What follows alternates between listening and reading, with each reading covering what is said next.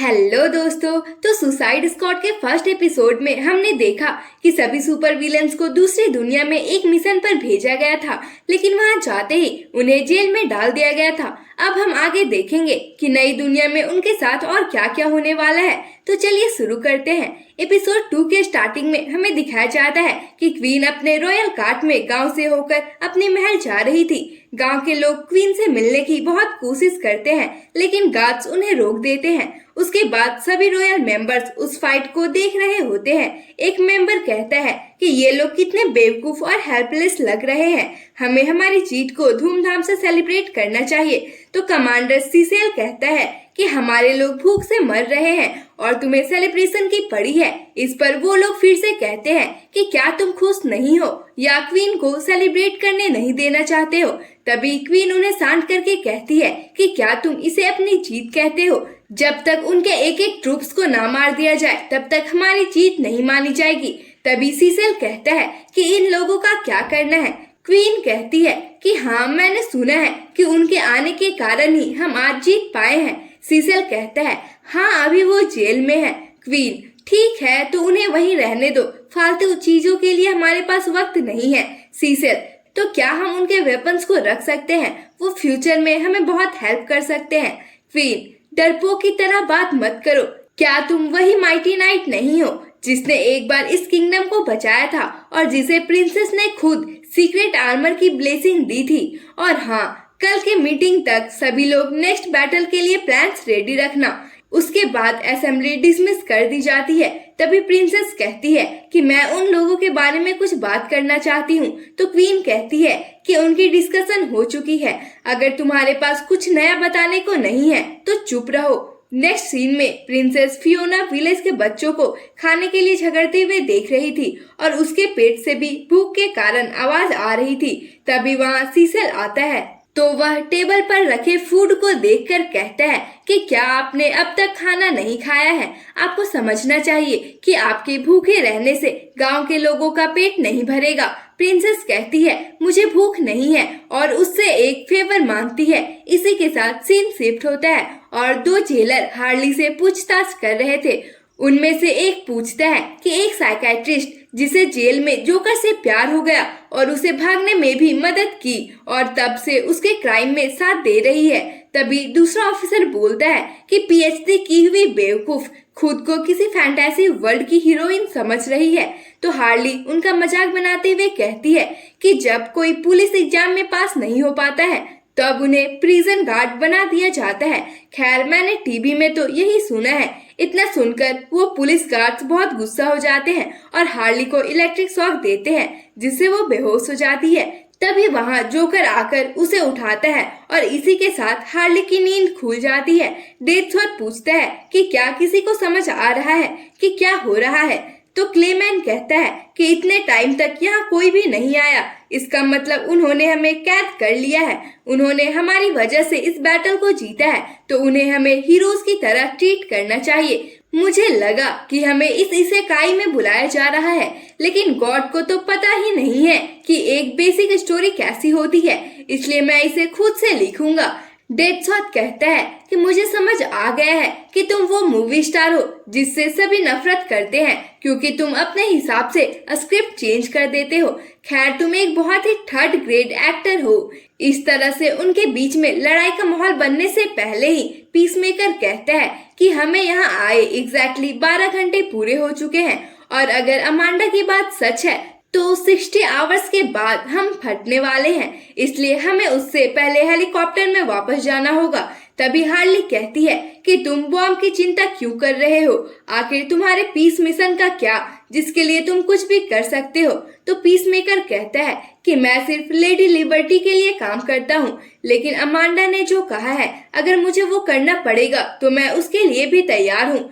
तभी क्लेमैन कहता है कि मैं यहाँ रुकना नहीं चाहता हूँ और खुद को ट्रांसफॉर्म करके बाहर निकलकर बोलता है कि इम्पोर्टेंट रोल निभाने के लिए तुम लोगों का धन्यवाद। एक हीरो को अपने साथियों को पीछे छोड़ने के लिए मजबूर किया जा रहा है और वो उनके सैक्रिफाइस से और स्ट्रॉन्ग बनेगा। अक्सर इसेकाई वर्ल्ड के स्टोरीज में ऐसा होता है कि रियल वर्ल्ड का हीरो वहाँ की प्रिंसेस की मदद करता है और फिर वो एक दूसरे से प्यार करने लगते हैं। तभी उसके बाकी फ्रेंड्स जोर जोर से चिल्लाकर गार्ड्स को बुलाने लगते हैं, तो गार्ड्स भी वहां आ जाते हैं, जिन्हें देखकर वो भागने ही जा रहा होता है। तभी पीसमेकर उसे पकड़ लेता है और क्लेमैन फिर से खुद को ट्रांसफॉर्म करके निकलने का सोचता है। तभी गार्ड्स उसे एक स्पेशल डिवाइस से बांध देते हैं, जिससे वो नॉर्मल हो जाता है और उसके बाद वो चाहकर भी ट्रांसफॉर्म नहीं हो पा रहा था। एंड यहाँ हमें परफेक्ट एग्जाम्पल दिखाया गया है कि हम मरे तो मरे, लेकिन अपने फ्रेंड को भी जीने नहीं देंगे। खैर, फिर से पकड़े जाने पर बाकी लोग उसे चिढ़ाने लगते हैं। फिर उनके खाने का टाइम हो जाता है, तो सभी कैदियों को एक हॉल में अजीब सी सूप सर्व की जाती है। डेडशॉट क्लेमैन से कहता है कि इस टाइम तुम हम लोगों को भी साथ में लेकर जा रहे हो ना? तो वह कहता है कि मैं अभी भाग नहीं सकता हूँ, इन हथकड़ियों के कारण मैं अपनी पावर्स को यूज नहीं कर पा रहा हूँ। तभी वहाँ एक ऑर्क आकर कहता है कि ये मेरी प्लेस है, तो यहाँ अपनी कमजोरी मत फैलाओ और अगली बार से नजर भी मत आना। तो हार्ली डेडशॉट से पूछती है तो हमें क्या करना चाहिए?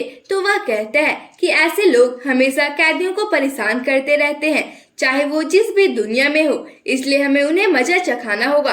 क्लेमैन उसे ऐसा करने से मना करता है, तो डेडशॉट कहता है कि हम लोग बिल्कुल अलग हैं और तुम इनके साथ काम करने के लिए बोल रहे हो।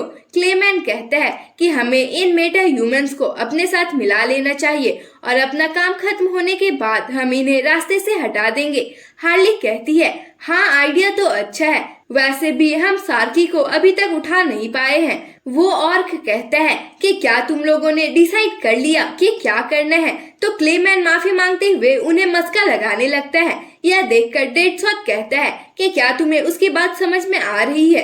तो वह कहता है कि मैं उनके एटीट्यूड्स और एक्सप्रेशन को समझ सकता हूँ, ये एक एक्टर की बेसिक स्किल्स है। फिर वह कहता है कि क्या तुम हमें ये जगह दिखा सकते हो? तो वो ऑर्क कहता है कि तुम स्माइल क्यों कर रहे हो? क्या तुम हमसे पंगा लेने की सोच रहे हो? क्लेमैन कहता है कि यहाँ के गार्ड सभी को हर समय मारते रहते हैं और खुद को सबसे ऊपर समझते हैं। तभी वो उसे जोर से एक पंच मारता है और सभी ऑर्क्स हंसने लगते हैं।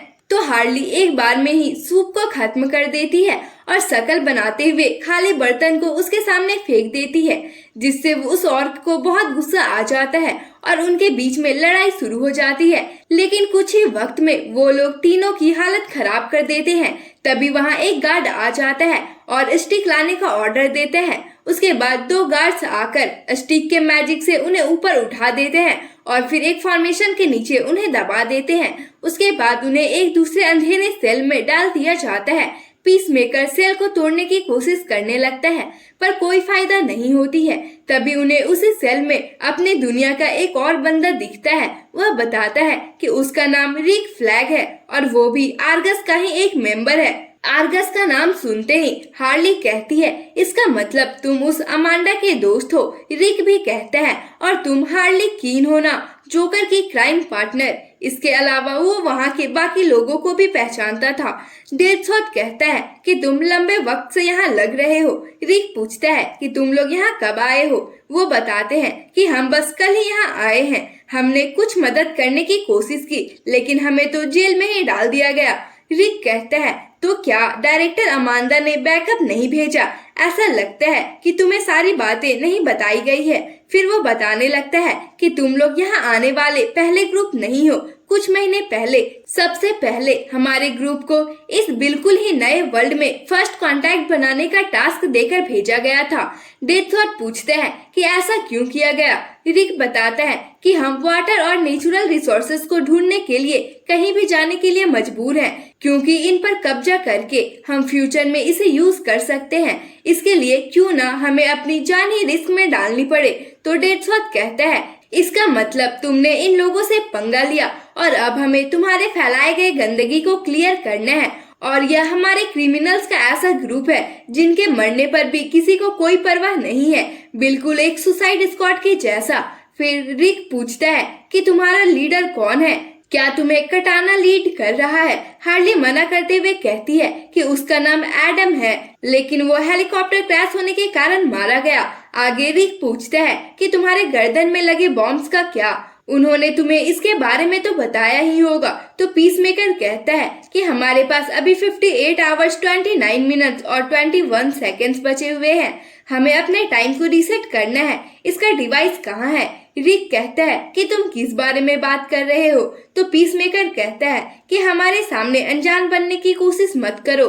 डेथशॉट कहता है, अच्छा तो तुम कुछ भी नहीं जानते, उसने कुछ रेडियो सिग्नल्स की बात की थी। आगे रिक कहता है कि शायद हमें एक ही गोल दी गई है, मैं तुम्हें यहाँ से भागने में मदद कर सकता हूँ, उसके बाद हेलीकॉप्टर से हम भाग सकते हैं। हार्ली बताती है कि वह डिस्ट्रॉय हो चुका है। रिक बताता है कि सिग्नल जरूर गेट के पास से आ रहा होगा, बस वही एक रास्ता है जिससे हम अपने दुनिया के रेडियो सिग्नल्स को रिसीव कर सकते हैं। मैं तुम्हें वहां तक जाने के लिए गाइड कर सकता हूँ क्योंकि हम सभी एक ही गेट से यहाँ आए हैं।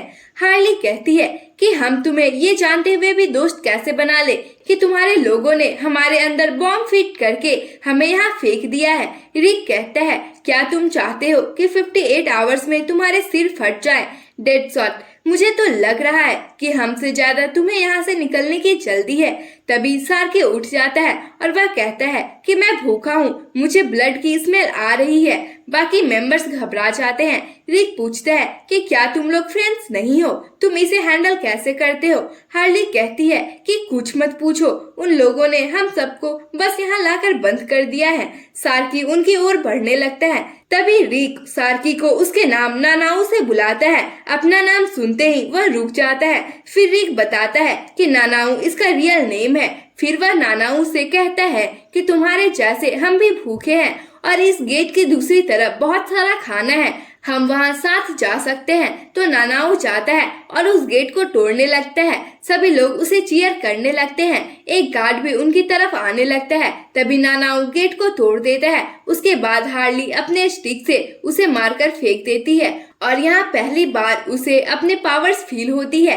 क्लेमैन उस गार्ड से चाबी लेकर अपने हाथ खोल लेता है और अपने पावर से क्ले को की शेप में बनाकर सभी अदर्स गेट को भी खोल देता है और शो ऑफ करने लगता है। सभी दूसरे कैदी अपने गेट को खुला देखकर हैरान रह जाते हैं। तभी पीसमेकर सबको भड़काते हुए कहता है कि तुम लोग किस चीज का वेट कर रहे हो? अब हमारी बारी है। क्या तुम लोग डरपोक हो? तुम्हारे लड़ने की ताकत कहाँ गई? वही नानाऊ वहाँ पड़े गार्ड को खा जाता है और सभी कैदी भी बाहर भागने लगते हैं। तभी वहाँ 2 गार्ड्स आकर उन्हें फिर से हवा में उठाकर फॉर्मेशन के नीचे दबा देते हैं, लेकिन इस बार वो ऐसा करने में कामयाब नहीं होते हैं और उनकी स्क्वाड गार्ड को धूल चटाने के बाद वहाँ से निकल जाती है। ये देखकर बाकी कैदी भी भागने लगते हैं। रास्ते में आने वाले सभी गार्ड्स को खत्म करते हुए वो आगे बढ़ने लगते हैं और इसमें बाकी कैदी भी उनका साथ दे रहे थे और इस तरह से वहाँ बगावत का माहौल बन जाता है। वहीं कमांडर सीसेल प्रिंसेस फियोना की बात को याद करते हुए वहीं जा रहा था। फियोना ने क्वीन के फैसले के खिलाफ उस ग्रुप से बात करने की इच्छा जताई थी।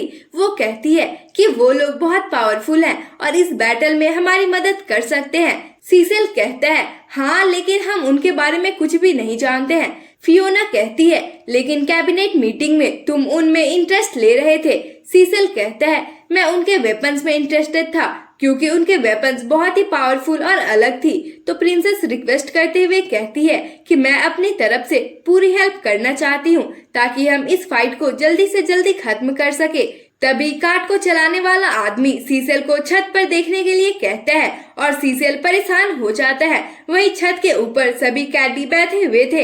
हार्ली की नजर सीसेल के कार्ट पर पड़ती है तो वह कहती है कि हमें कोई और भी कंपनी देने आ रहा है, जबकि उन्हें हमें नीचे लाने के लिए बहुत सारे सैनिकों की जरूरत है। यह सुनकर सभी कैदी हंसने लगते हैं। तभी रिक चिल्लाते हुए कहता है कि हमारे पास इन सब फालतू चीजों में वेस्ट करने के लिए टाइम नहीं है और यहीं पर इस एपिसोड की एंडिंग हो जाती है।